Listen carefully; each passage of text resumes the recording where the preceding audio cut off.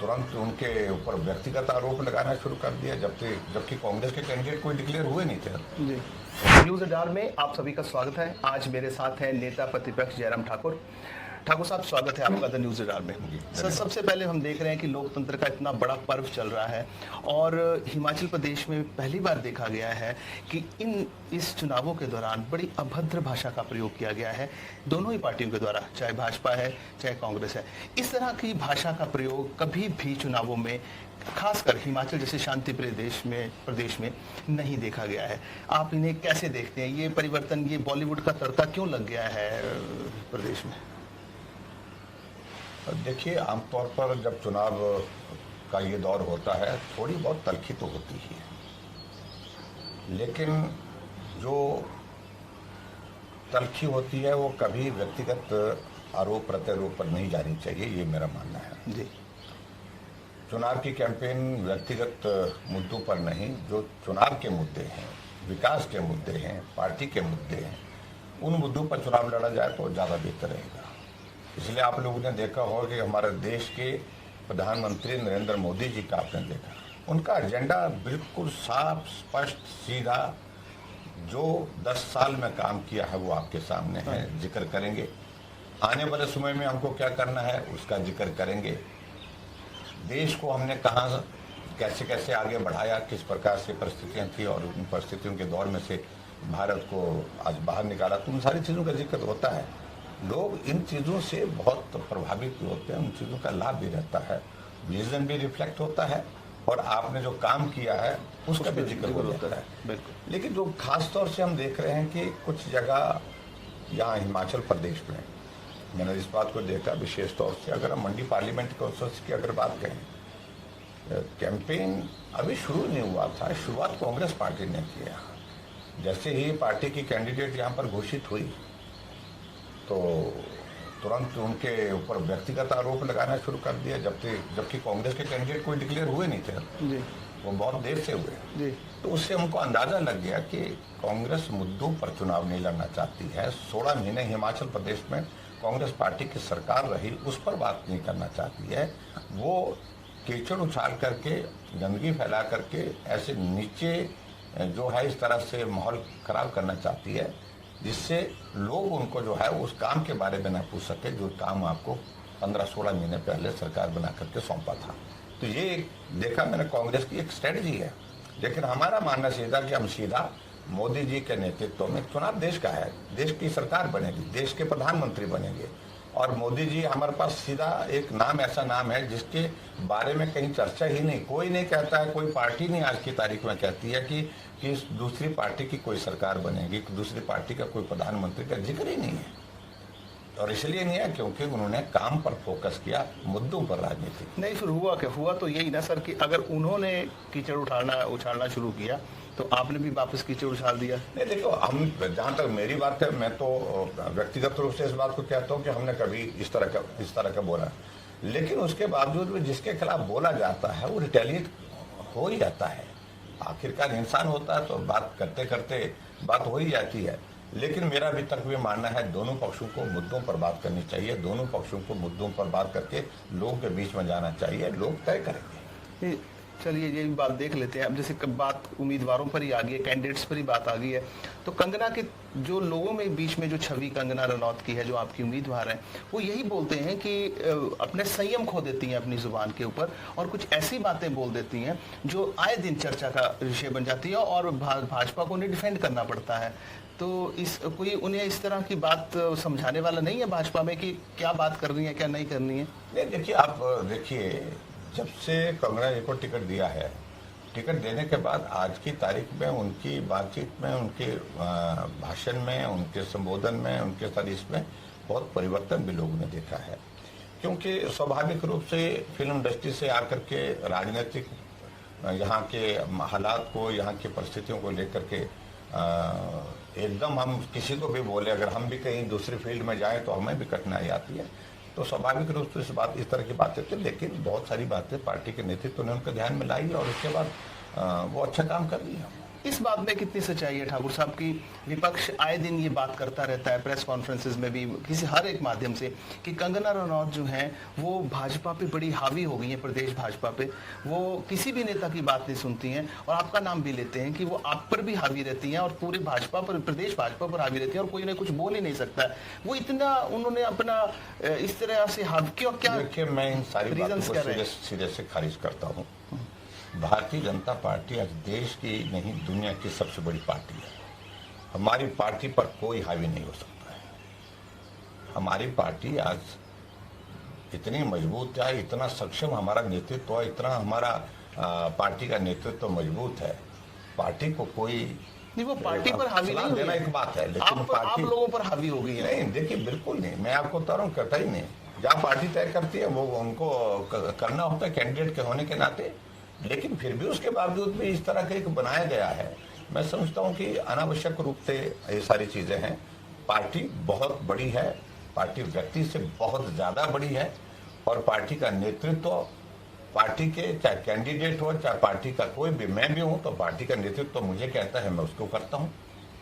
मेरी पार्टी का एक डिसिप्लिन है और उस डिसिप्लिन में रह करके सबको करना पड़ेगा, चाहे मैं हूं चाहे वो कोई और है, कोई चाहे कंगना जी है, चाहे वो पार्टी का कोई दूसरे पदाधिकारी है, पार्टी का कोई दूसरा नेता है। पार्टी की अनुशासन से बाहर जाकर के सवाल ही पैदा नहीं हो सकते। उस चीज की गुंजाइश हमारी पार्टी में है ही नहीं। बिल्कुल कोई आदमी भूल जाए इस पर। वो प्रदेश भाजपा की सुनती है या हाईकमांड की सुनती है? देखिए, बिल्कुल ऐसा है कि जो बातें ध्यान में लाने की आवश्यकता होती है उनको बताई जाती है, वो करते हैं, उस ऐसा नहीं है। लेकिन ये अनावश्यक रूप से मीडिया में जिस तरह से बातों को बनाने की आवश्यकता रहती है, जब कोई मुद्दा नहीं मिलता विपक्ष वालों को, और तब मैं देखता हूं कि उनको यही चीज लगती है कि इस चीज से आगे लगाई जाए। नहीं, विपक्ष सबसे बड़ा मुद्दा विपक्ष के पास आज की डेट में है कि वो जयराम ठाकुर जी इतने बड़े नेता हैं भाजपा के, उनका भी सम्मान नहीं करती हैं। नहीं, देखो ऐसा अभी तक तो नहीं हुआ, अभी तक तो नहीं हुआ। ये सारी बातें बढ़ाई गई हैं, बनाई गई हैं अनावश्यक रूप से। मुझे उन सारी चीजों का अभी तक बड़ा साफ कहना है कि इस तरह की परिस्थिति अभी तक बिल्कुल इस तरह की ना है, ना आने वाले समय में होगी। हम स्वाभिमान और सम्मान के साथ जीने वाले लोग हैं, राजनीति करते हैं, राजनीतिक क्षेत्र में काम हासिल नहीं कर रहे हैं, वस्तुनिष्ठ कर रहे हैं। हाँ, जिसके प्रति सम्मान करना है, चाहे वो छोटा कार्यकर्ता, उसके प्रति भी हम सम्मान करते हैं। जयराम जी, आपकी जो छवि है जो लोगों के बीच में, वो एक बड़े शरीफ नेता की है और बड़े सुलझे हुए नेता की, और आपका लोग बहुत सम्मान, आदर सम्मान करते हैं। हुआ क्या कि लोग ये कहते हैं कि जयराम ठाकुर कहीं कैंपेनिंग के दौरान गिर गए, बुरी तरीके से गिर गए आप, और कंगना रनौत ने इतना भी वो नहीं किया कि उन्हें अपनी गाड़ी में बिठाए, उसे हालचाल पूछे। ऐसा था ही नहीं। देखिए, ऐसी घटनाएं अनेकों बार होती है। क्राउड बहुत ज्यादा था और क्राउड जो है, हमारे नौजवान साथी जो है वो नारे लगाते लगाते आगे बढ़ गए। आगे बढ़ते हुए तो मुझे थोड़ा सा धक्का लगा, थोड़ा सा हुआ, ट्विस्ट हुआ, ऐसा भी नहीं हुआ। एक फ्रैक्शन ऑफ सेकंड जो है मैं स्टेबल होकर के मैं चल रहा, तो उन्होंने रुक करके मुझे पूछा चोट तो नहीं लगी। इन्होंने सब लोगों ने पूछा, कार्यकर्ताओं ने पूछा, उन्होंने भी पूछा। जो खबरें आई वो आई कि लेकिन पत्रकारों ने खबर बढ़ा दी थी। तो कौन नहीं, आपको तो हमने देखा कि बड़े बड़े कार्यक्रमों में ऐसी घटनाएं कई बार हो जाती है। जब क्राउड होता है तो स्वाभाविक रूप से उत्साहित होता है, जोश में होता है, किसी को धक्का लग गया वहाँ, ये सारी चीजें बड़ी नॉर्मल है, रूटीन। वैसी एक घटना का जिक्र आज विक्रमादित्य ने अभी सुबह ही अपनी एक फेसबुक पोस्ट पे भी किया है कि आप किसी जनजातीय क्षेत्र में जा रहे थे और हेलीकॉप्टर पे आपके सिक्योरिटी गार्ड, कंगना ने एडमिट हो गई, उन्होंने आपके सिक्योरिटी गार्ड को उतार के अपनी मेकअप आर्टिस्ट और भाई को बिठा दिया। कहानियां हैं, ये सारी मन घड़ंत कहानियां हैं। उनको विक्रमादित्य को मालूम होना चाहिए, जब आप ट्राइबल पे 14,000 15,000 की हाइट पे जाते हैं, आप काजा जा रहे हैं, आप पांगी जा रहे हैं, तो एक हेलीकॉप्टर की कैपेसिटी कितनी है, कितना ले जा सकते हैं? 2 या 3 आदमी जा सकते हैं। जितनी कैपेसिटी थी उस वेट के हिसाब से गए हैं, न किसी को उतारा है। लेकिन उसमें क्यों आता, उसमें फ्यूल भी कम डालना पड़ता है क्योंकि लोड नहीं, हाइट पे जाना होता है चॉपर ने। तो वो सारी चीज को लेकर के पायलट निर्धारित करता है कि वेट इतना चाहिए।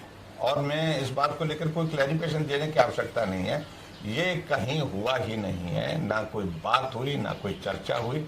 और जब हमको मालूम है कि ट्राइबल में जाना है जहां 15,000 से ज्यादा की हाइट पे हमको क्रॉस करना है चॉपर ने, तो हम लोगों को कितने लोगों को जाना, तो जितना निर्धारित है उतना लोग गए, जितना वेट चाहिए तो उतना वेट के हिसाब से जाए।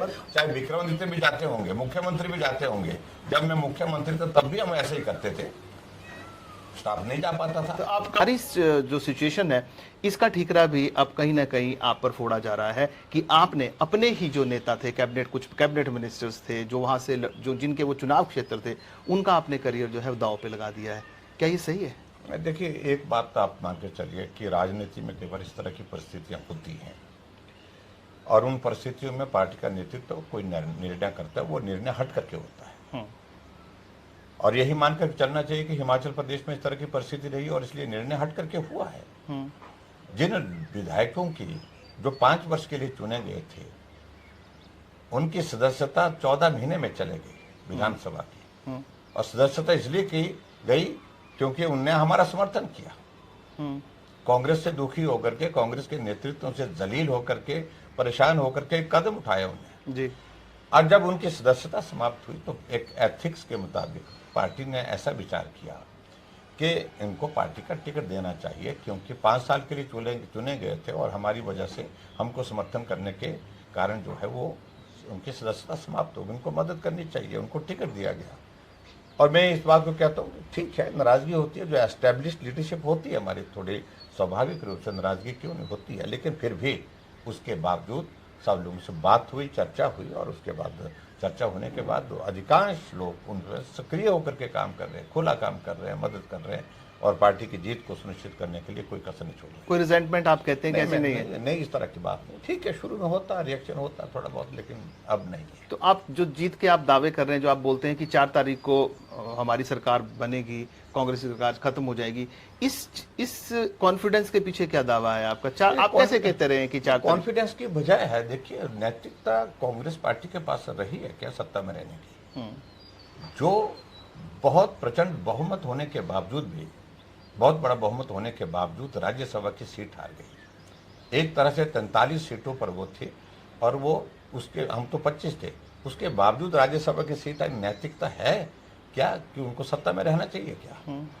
जब राज्यसभा की सीट में वो हार गए, भारतीय जनता पार्टी जीत गई, व्यक्तिगत रूप से मुख्यमंत्री को तो जो है उसकी जिम्मेदारी स्वीकार करनी चाहिए थी। मेरे नेतृत्व को ये चुनौती है, इसलिए मैं नैतिकता के आधार पर त्याग पत्र देता हूँ, ये कहना चाहिए था। मैं उनकी जगह होता मैं ये करता, लेकिन सरकार रहेगी कि नहीं रहेगी, सुक्खू की चिंता ये है कि जब सीटें हारेंगे कि वो मुख्यमंत्री रहेंगे कि नहीं रहेंगे, क्योंकि मेरी वो चिपके हुए कुर्सी के लिए उन्हें सारा प्रदेश भाड़ में जाए, सारी चीजें, शब्द उचित नहीं है, सारे काम, विकास, सारा कुछ सब तबाह कर दिया हिमाचल प्रदेश, पूरी तरह से तहस नहस कर दिया।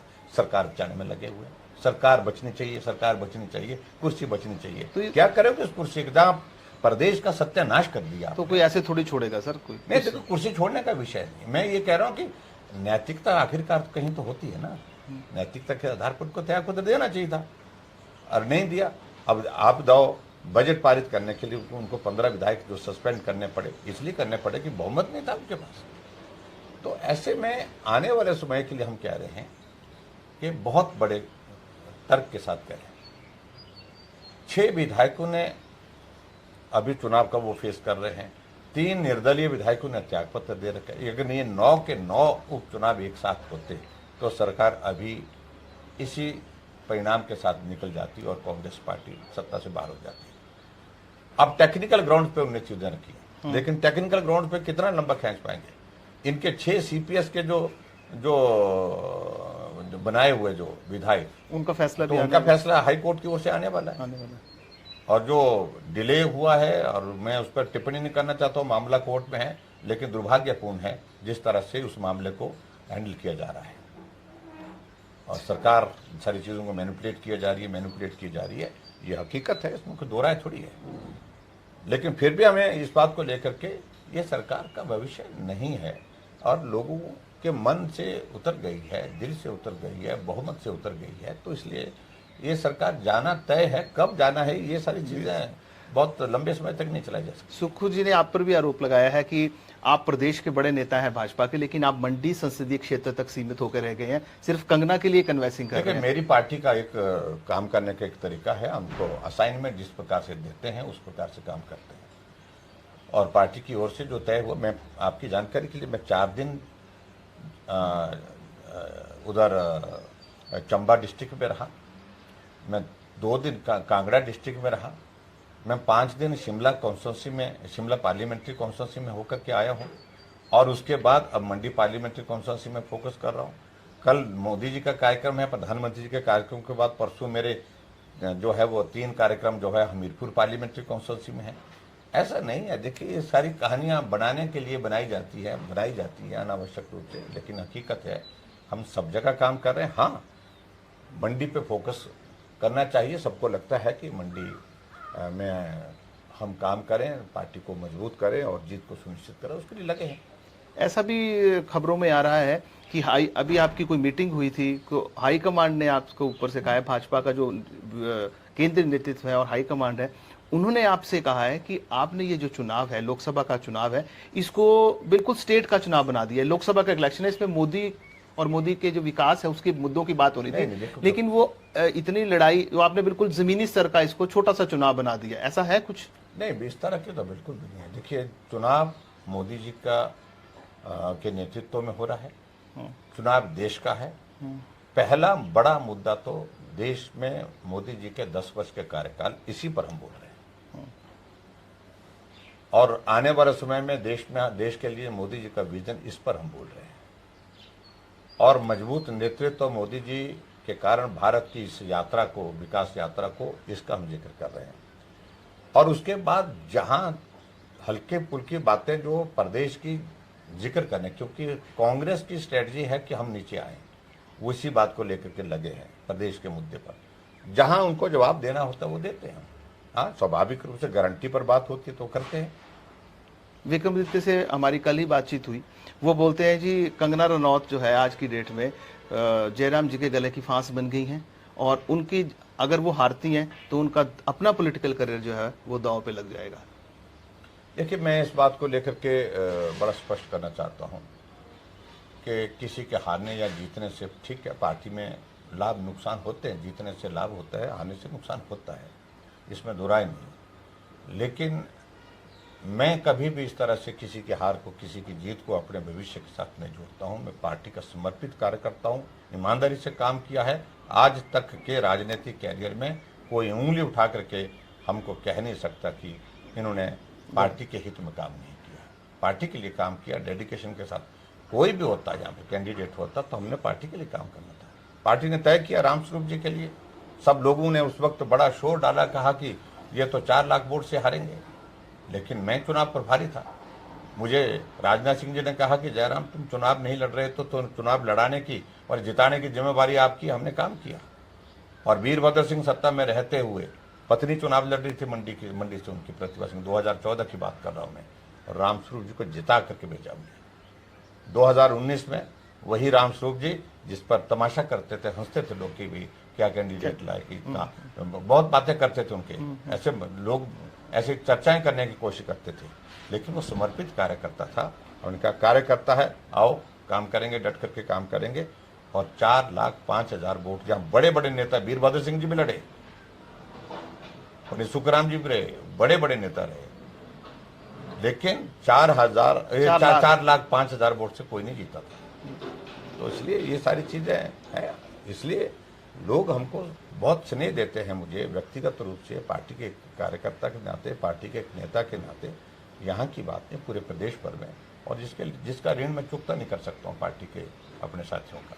जयराम जी, कल मोदी जी आ रहे हैं और विपक्ष बार बार इस बात को कहता है कि मोदी जी आते हैं, सेपू बड़ी, माँ की दाल, झोल, इनकी बातें करके चले जाते हैं। देखिए, इन सारी चीज़ों में जब स्वाभाविक रूप से मोदी जी वर्षों तक रहे, राहुल गांधी आकर के क्या बोलेंगे यहाँ पर, जिनका मंडी के साथ कोई इमोशनल कनेक्ट है ही नहीं, हिमाचल के साथ कोई इमोशनल कनेक्ट है ही नहीं। सत्ता आ गई, किसी वजह से आ गई, वही सत्ता चले जाएगी, मैं आपको बताऊँ। लेकिन किसी का भावनात्मक रिश्ता है कोई? मोदी जी का है, वर्षों तक यहाँ रहे। वो 20 आदमी के नाम हम बैठे होते हैं, उसका क्या हाल है, उसका क्या हाल है, ऐसे करते करते वो 20 नाम निकाल देते हैं। हम सोचने पर कई लोगों को, कई बार तो हमको भी ये चिंता हो जाती है, ये मेमोरी बड़ी शार्प है। तो उन्हें याद रखे वो नाम, जिनके साथ वो यहाँ रहे। 20 नाम। मैं उनके साथ पैदल चला, उनके साथ में गाड़ी में यात्रा की मैंने, उनके घर में मैं गया था। वो सारी बातें होती हैं, वो रहे, मुझसे पूछते हैं वो ठीक है, वो रहे हैं कि नहीं रहे हैं, ऐसे भी पूछते हैं कई। अच्छा। ऐसे बहुत सारी चीजें। तो स्वाभाविक रूप से इस तरह का कनेक्ट राहुल गांधी का, प्रियंका गांधी का, सोनिया गांधी का है। है हिमाचल के। सैकड़ों लोगों को मोदी जी अपने इस पर याद करते हैं, और यही नहीं कि पार्टी के अलावा जो विपक्ष में थे उनका भी, और जो पत्रकार थे उनका भी, जो उनके साथ मिलते जुलते थे उस दौर में। तो ये एक इमोशनल कनेक्ट उनका हिमाचल प्रदेश के साथ जिस तरह का है वो कभी नहीं अटल जी का रहा। हाँ, अटल जी का भी उस तरह से अमन। हाँ, लेकिन मोदी जी का बहुत ज्यादा है। अटल जी नेता के रूप में आते थे, मनाली में मिलते थे लोगों को, कविताएं लिखते थे, सुनाते थे, वो एक अलग ही उनकी एक पर्सनैलिटी का एक हिस्सा था।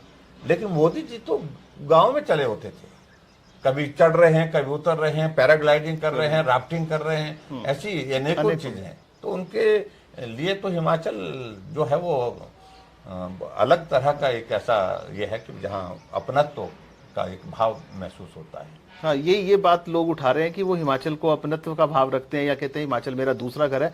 लेकिन जब आपदा हिमाचल में आई तो उन्होंने कुछ नहीं किया, कोई पैकेज नहीं दिया, एक ट्वीट तक नहीं किया, ऐसा लोग बोलते हैं। देखिए, ऐसा है, ट्वीट किया है, ऐसा वो गलत है बिल्कुल। प्रधानमंत्री जी ने बिल्कुल उसके बाद व्यक्तिगत रूप से उन्हें एक बार नहीं अनेक बार हमको फोन करके भी पूछा, और उसके साथ साथ में प्रधानमंत्री जी से मिलना हुआ तब भी उन्हें पूरा हालचाल, उनने जब मेरा मिलना हुआ आपदा के बाद तो सबसे पहले उनने हिमाचल प्रदेश की बाढ़ की स्थिति के बारे में बात की, लंबी बात की। ऐसा नहीं कहाँ नुकसान हुआ, कैसा नुकसान हुआ, लोगों की जिंदगी चले गई, नुकसान, सड़क कहाँ टूटी ज्यादा, ब्यास में कितना पानी आया, ये ऐसी ऐसी बातें, यानी कि पूरा उनका एक एक चीज को की जानकारी उनको। और जहाँ ऐसा बोलते कि मदद नहीं मिली, ये तो मैं समझता हूँ कि ये नाइंसाफी है, जो झूठ बोलने की पराकाष्ठा है। 1800 करोड़ रुपए केंद्र की ओर से मदद के रूप में हिमाचल प्रदेश को मिला। ठीक है, नुकसान ज्यादा हुआ होगा तो, लेकिन उसके बावजूद ये कहना कि मदद ही नहीं की। लेकिन आज तो प्रश्न ये इससे ज्यादा है कि जो मोदी जी ने 1800 करोड़ रुपए दिया, क्या वो पात्र व्यक्तियों तक पहुंचा? यहाँ तो बांट रहे हैं, कांग्रेस का नेता है, ये पुराना है, पक्का आदमी, हमारा वर्षों सारी पीढ़ी से हमारे साथ लगा हुआ, इसकी मदद करो, घर सलामत है, लेकिन उसके खाते में पैसे डाल दिए। इन सारी चीजों का क्या जवाब है? ऐसे एक नहीं अनेकों उदाहरण है जिनके घर चले गए लेकिन पैसा नहीं मिला, जिनकी पशुशाला चले गई पैसा नहीं मिला, जिनका बगीचा चला गया उनको पैसा नहीं मिला, लेकिन जिनके घर सलामत है उनको पैसा मिल गया। और प्रदेश सरकार की ओर से फूटी कौड़ी नहीं, एक पैसा नहीं है इसमें दिया हुआ। जो भी पैसा बांटा गया है, जो यहाँ पर पड्डर के मैदान में यहाँ पर लोगों को बुला करके यहाँ पर वो बांटे गए, चेक बांटे गए, वो पैसा है जो मोदी जी ने दिल्ली से भेजा है।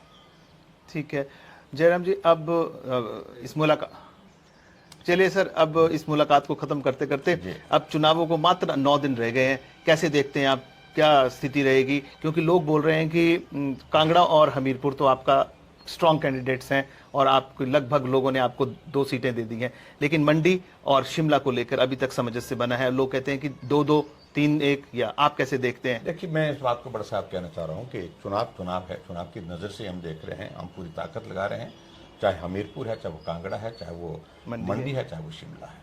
और मैं इस बात को कह सकता हूँ कि चारों सीटें जीतेंगे। कांग्रेस पार्टी बड़े निश्चिंत रहे और वो प्रयास कर रहे हैं, प्रयत्न कर रहे हैं, और उनके लिए तो बड़ा संकट ये बना हुआ है कि जब सीटें हारेंगे तो उसकी बात छोड़िए, मैं तो जो हूँ मैं तो विपक्ष का नेता हूँ, सामने हूँ उनके भाई, मैं उनके सामने ही खड़ा रहूँगा, खड़ा होकर के पूछूंगा, खड़ा होकर बात करूँगा। लेकिन जो अगल बगल में जो उनके हैं उनसे सतर्क रहें, सबसे पहले शुरुआत वहीं से होगी। ये बात उनको एहसास भी है, आभास भी है, और राजनेताओं को होना भी चाहिए कि एक एग्रीमेंट इनका जो तय हुआ है कि लोकसभा के चुनाव तक सुक्खू जी का नेतृत्व स्वीकार करेंगे, लेकिन उसके बाद स्वीकार नहीं होगा। ये कांग्रेस पार्टी के ऊपर तक संदेश है। कांग्रेस पार्टी ने ऊपर से मन बना लिया है कि चुनाव के बाद नेतृत्व परिवर्तन हिमाचल में होगा ही होगा, लेकिन हम इससे हट करके बात कर रहे हैं कि नेतृत्व परिवर्तन नहीं, सत्ता परिवर्तन होगा। और 6 बाई इलेक्शन वाली सीटें हम सब सीट जीतेंगे। द न्यूज़ रडार से बात करने के लिए ठाकुर साहब बहुत बहुत धन्यवाद। Thank you. Make sure to press like and drop a comment. Please don't forget to subscribe to the News Radar.